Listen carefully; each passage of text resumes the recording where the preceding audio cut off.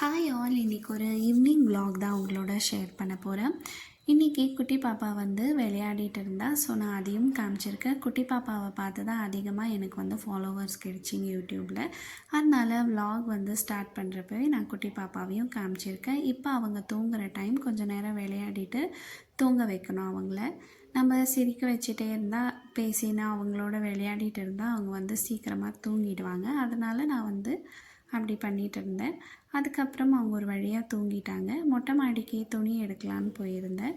அப்போ வந்து climate சடனாகவே change ஆகிடுச்சு. வெயிலாக இருந்த கிளைமேட் வந்து பெங்களூரில் சடனாக இந்த மாதிரி அப்பப்போ இப்படி தான் இங்கே வந்து கிளைமேட் சேஞ்சஸ் ஆகிட்ருக்கும். கிளைமேட்டே ஒரு மாதிரி நல்லா சில்லுன்னு மாறிடுச்சு.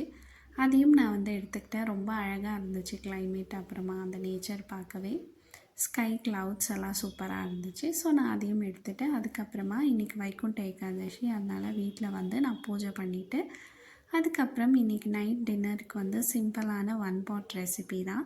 அரிசி பருப்பு சாதம் தான் ரெடி பண்ணிகிட்டு இருந்தேன்.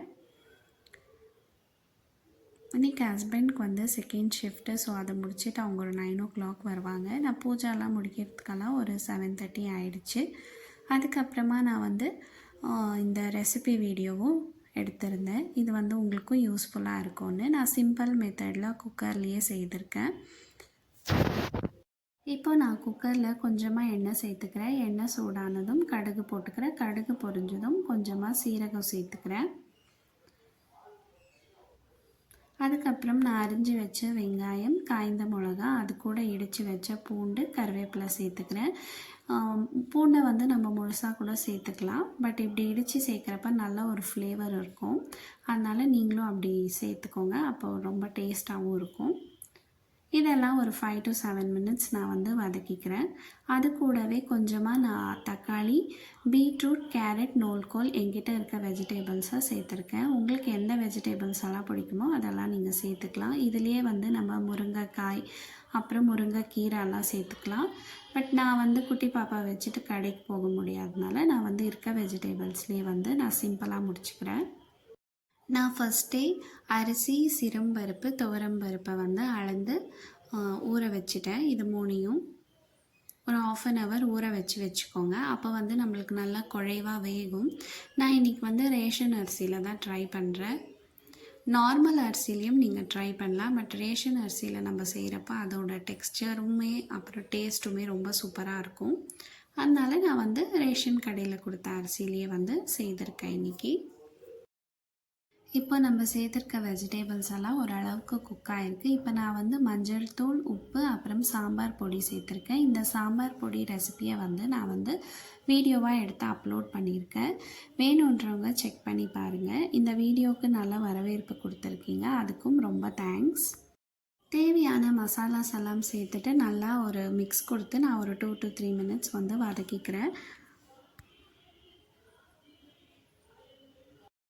இந்த ரெசிப்பியை நான் அடிக்கடி டைம் இல்லாதப்போ வந்து செய்திருவேன். ஏன்னா ஒன் பாட் ரெசிப்பியாக நம்ம வந்து நியூட்ரிஷியஸாக சாப்பிட்றலாம். மெயினாக இந்த மாதிரி ஒர்க்கிங் உமன்ஸ்க்கு வந்து இது யூஸ்ஃபுல்லாக இருக்கும். அப்புறம் நியூ மாம்ஸ் வந்து இந்த மாதிரி ஹெல்த்தியாக சாப்பிடலாம். அதே சமயம் பாப்பாவை வச்சுட்டு நம்ம வந்து மேனேஜ் பண்ண முடியாது இல்லையா? அந்த மாதிரி டைமில் இந்த மாதிரி ரெசிப்பியை வந்து நம்ம செய்யலாம். இதே மாதிரி நம்ம வெஜ் பலாவ் அந்த மாதிரி வெஜிடேபிள்ஸும் சாப்பிட்ட மாதிரி இருக்கும், ரைஸும் சாப்பிட்ட மாதிரி இருக்கும். ஸோ வந்து நீங்கள் இந்த மாதிரி கான்சென்ட்ரேட் பண்ணி செய்யலாம். ஸோ நம்ம வெஜிடேபிள்ஸ் இதெல்லாம் நம்மளோட டயட்டில் இன்க்ளூட் பண்ண மாதிரி இருக்கும். இப்போ நான் அந்த அரிசி பருப்புக்கு தேவையான அளவு தண்ணி ஊற்றிக்கிறேன். அதுக்கப்புறமா ரொம்ப கொதிக்கணும்னு அவசியம் இல்லை. ஓரளவுக்கு தண்ணி சூடானதும் நம்ம வந்து இந்த அரிசி பருப்பை சேர்த்து குக்கரில் 3 விசில் நான் வச்சுக்கிறேன். அதுக்குள்ளே குட்டி பாப்பாவும் எழுந்துட்டா, ஹஸ்பண்டும் வந்துட்டாங்க. ஸோ அப்புறமா அவர் பார்த்துட்டு இருந்தார் பாப்பாவை. இப்படி தான் நாங்கள் 2 பேரும் எங்களோட ஒர்க்ஸ் எல்லாம் ஷேர் பண்ணி நாங்கள் வந்து அப்படி இப்படி மேனேஜ் பண்ணிக்குவோம். அதுக்கப்புறமா நான் வந்து நல்லா ஈவனாக ஒரு மிக்ஸ் கொடுத்துட்டு வச்சிடுறேன் விஜலுக்கு. பிசிபேளை பாத் மட்டும் போதாது, பன்னீர் வேணும்னு சொல்லவே நான் பன்னீர் செய்தேன். பட் நான் அதை வீடியோ எடுக்க ஆகலை. அதுக்கப்புறமா ஹாப்பியாக எங்களோட டின்னரை நாங்கள் வந்து ஃபினிஷ் பண்ணிக்கிட்டோம். இங்கே இந்த vlog எண்ட் ஆகுது. நெக்ஸ்ட் ஒரு இன்ட்ரெஸ்டிங்கான வீடியோவில் உங்களை பார்க்குறேன். அது வரைக்கும் பாய். நம்ம சேனலை புதுசாக பார்க்குறவங்க ப்ளீஸ் நம்ம சேனலை சப்ஸ்கிரைப் பண்ணி சப்போர்ட் பண்ணுங்கள். குட்டி பாப்பாவும் எங்களோட சேர்ந்து டின்னர் சாப்பிட்டுட்டு இருந்தா. அவளுக்குமே டேஸ்ட் பிடிச்சிருக்கு. அவள் அதிகமாக சாப்பிட மாட்டாள், பட் கொஞ்சம் கொஞ்சம் என் கூட உக்காந்து சாப்பிடுவா நான் சாப்பிட்றப்போ.